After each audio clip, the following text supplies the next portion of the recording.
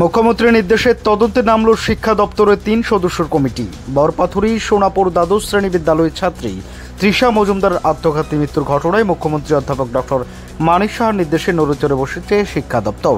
ঘটনার গুরুত্ব বুঝে মাধ্যমিক শিক্ষা পরিচালন কমিটির তরফে তড়িঘড়ি ৩ সদস্যের একটি বিশেষ তদন্ত কমিটি গঠন করা হয়েছে।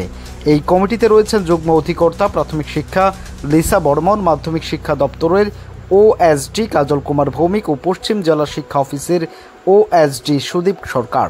আজ সকালে তদন্তকারী দলটি সোনাপুর দ্বাদশ শ্রেণী বিদ্যালয়ে পৌঁছে প্রধান শিক্ষক, বিদ্যালয় পরিচালন কমিটি, অভিযুক্ত শিক্ষিকা বীণা দাস, পাটারি, তৃষার সহপাঠী ও অন্যান্য শিক্ষক শিক্ষিকাদের পৃথকভাবে জিজ্ঞাসা করেন। তদন্ত শেষে তদন্তকারী লিসা বর্মন সাংবাদিকদের জানান, ঘটনাটি অত্যন্ত দুঃখজনক ও বেদনাদায়ক।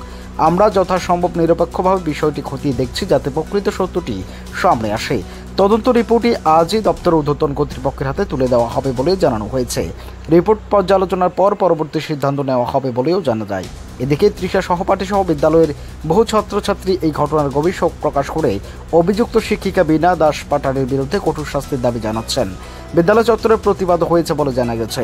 পুরো রাজ্য জুড়ে এই ঘটনাকে কেন্দ্র করে শোকের ছায়া নেমে এসেছে শিক্ষা মহলে।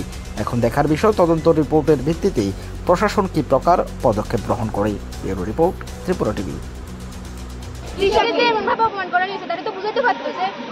এমন করছো, ঠিক আছে, তাই তো লিখে গেছি, যে সব কিছু তো লিখে গেছে, তাই তো আমি কান্দা গেছি স্কুল থেকে বাড়িতে লাস্ট পর্যন্ত। তাই তো বিশেষভাবে অপমান করা হয়েছে, অপমান না করলে দিয়ে তাই এরকম করতো না।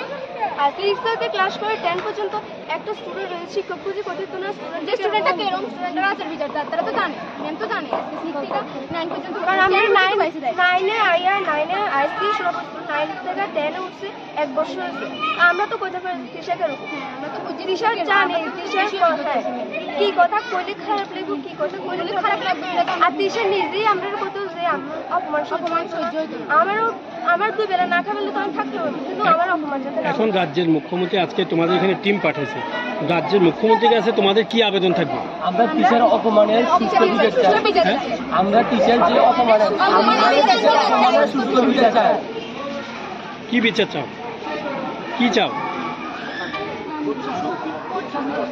কঠিন শাস্তি। ঠিক আছে।